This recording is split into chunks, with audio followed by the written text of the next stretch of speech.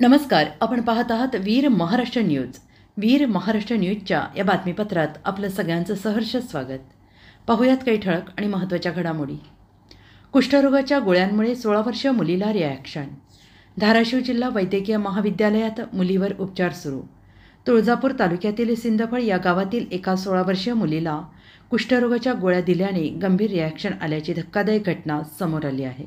राष्ट्रीय कुष्ठरोग निर्मूलन कार्यक्रमाअंतर्गत या गोळ्या देण्यात आल्या होत्या. मात्र या गोळ्या खाणं मुलीच्या अंगलट आलेलं आहे. तिच्या संपूर्ण शरीरावर या गोळ्यांचा परिणाम झाला असून संपूर्ण त्वचा कोरडी पडून त्वचा निघत आहे. तसेच पायांना मोठ्या प्रमाणात सूज येत आहे. नातेवाईकांनी ग्रामीण रुग्णालयाच्या डॉक्टरांवर हलगर्जीपणाचा आरोप करत चुकीच्या गोळ्या दिल्यानेच मुलीची अशी अवस्था झाल्याची प्रतिक्रिया दिली आहे. तर डॉक्टरांनी देखील ही गोळ्यांची रिॲक्शन असण्याची शक्यता वर्तवली आहे. पीडित मुलगी सध्या धाराशिव जिल्हा वैद्यकीय महाविद्यालयात उपचार घेत आहे. त्वचारोग तज्ज्ञांच्या देखरेखीखाली उपचार सुरू आहेत. अद्याप याबाबत कोणतीही तक्रार पालकांकडून करण्यात आलेली नाही. अशाच नवनवीन बातम्यांसाठी पाहत रहा वीर महाराष्ट्र न्यूज. इथं दवाखान्यात आहे मी ती आपलं मुलीला इथं थोडा चट्टा होता. जवळपास ती गावात आजारामुळे काय तर गोळ्या दिल्या होत्या, तिथून चालूच झालेला. कुणी दिल्या गोळ्या, कशासाठी दिल्या? सरनी दिली त्या. थोडा चट्टा आहे म्हणून तिथून जे आहे ते आज 3 महिने झाले मी दवाखान्यात फिरतो सगळं.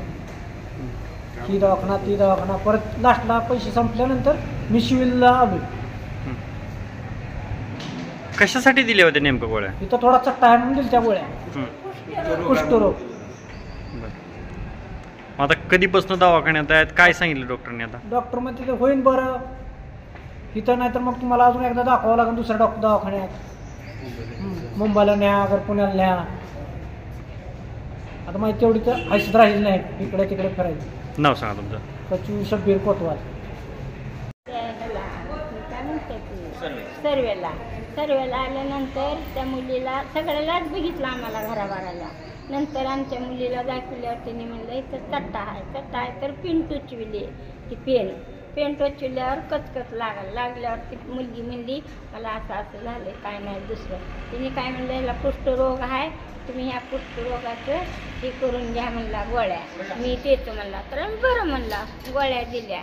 पुन्हा ती गोळ्या दिल्या तिथं न्यायला आम्ही दाखवला, गोळ्या दिल्या, गोळ्या आणल्या. 10 दिवस गोळ्या चारल्या. एक गोळी तिच्या 4 गोळ्या राहिल्या वापस नेऊन दिल्या. मी 1 दिवस चालल्या 4 दिवस चालल्या जास्तच व्हायला लागलं. जास्त लागल्यावर थोडंसं रिॲक्शन आल्याबरोबर मी त्यांच्याकडे गेले सिव्हिलमध्ये गेल्यावर तिने म्हणलं फोन केल्यावर तिने म्हणलं त्या मॅडमला ती गोळी ठेवून घ्या आणि ही 4 गोळ्या दुसऱ्या द्या. तिने 4 गोळ्या दिल्या. मी काय खाऊ घातलं नाही. तिथून उचलले मी तुळजापूरला नेले. तुळजापूरला दवाखान्यात नेल्यावर तिने आम्हाला ॲडमिट केल्यावर सकाळ वाटलं तर लईच जास्त झालं. पुन्हा तिथून आम्ही सोलापूरला घेऊन गेला सिव्हिल अश्विनीला त्या 7 रस्त्याला. आता डॉक्टरांनी काय सांगितलं? तिने काय त्या ह्याच्यामध्ये ठेवलं आयसीमध्ये 5 दिवस. तिथून 5 दिवस बाहेर ठेवलं. काही बी फरक पडेना. उचलला आम्ही आमच्या जिम्मेदारीच द्या म्हणल्यावर घेऊन आलो सिव्हिलला जावा म्हणल्यावर. पण नेमकं काय सांगतात की ना डॉक्टर, बरं होईल नाही होईल का? होईल म्हणते. तिने राहा म्हणत होते. आमच्या हिस्सात होते का तिथं? आम्ही एका दिवसात लाख रुपये 5-10 दिवसात आम्ही लाख रुपये भरून आलो. मग कुठवर भरायचे आहे का आमच्या ह्याच्यात गरिबीची? होय म्हणून आम्ही तिथून उचललं न्या काहीच आणलं. नाव सांगा तुमचं? नन्नू शबीर कोतवाल. काय स्थिती आहे त्या पेशंटची आणि कशामुळे झालं असेल ते?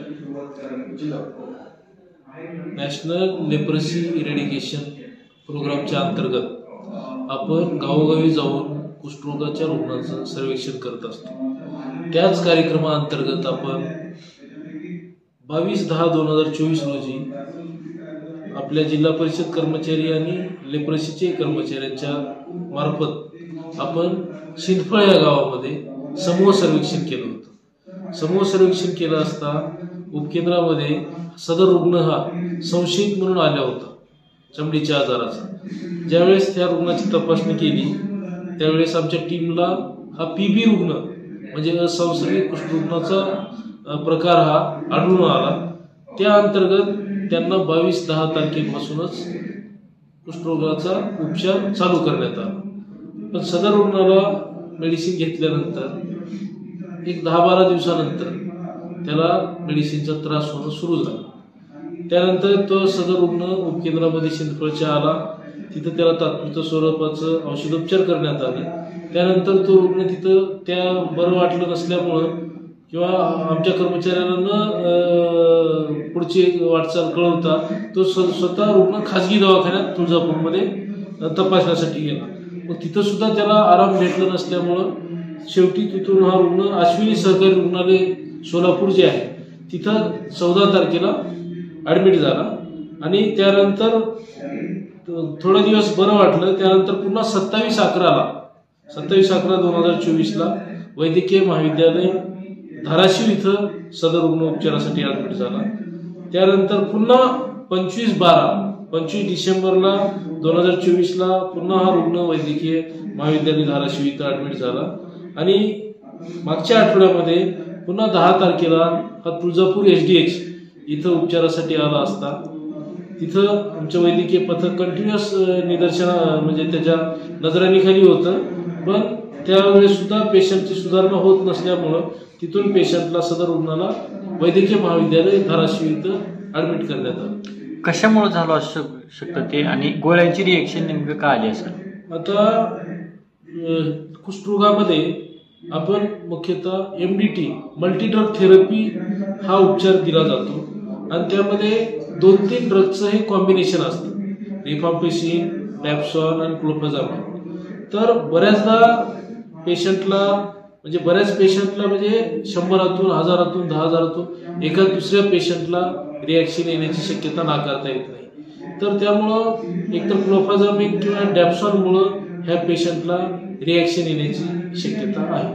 आणि शक्यता नाकारता येत नाही, कारण प्रत्येक ड्रगचे हे साईड इफेक्ट असतातच. पण प्रत्येक रुग्णामध्ये किंवा प्रत्येक माणसामध्ये त्याचे रिॲक्शन येतेच असं नाही. तर हा रिॲक्शनचा प्रकार असू शकतो. बरं, आता त्या मुलीची स्थिती काय आहे? सध्या स्थितीमध्ये हा पेशंट वैद्यकीय महाविद्यालय धाराशिव इथं ॲडमिट आहे. आणि मेडिसिन डिपार्टमेंट आणि स्किन डिपार्टमेंटच्या तज्ज्ञ डॉक्टरांच्या नजरेखाली त्यांचे उपचार हे चालू आहे.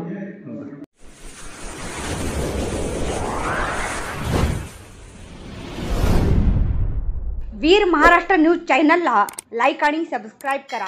धन्यवाद.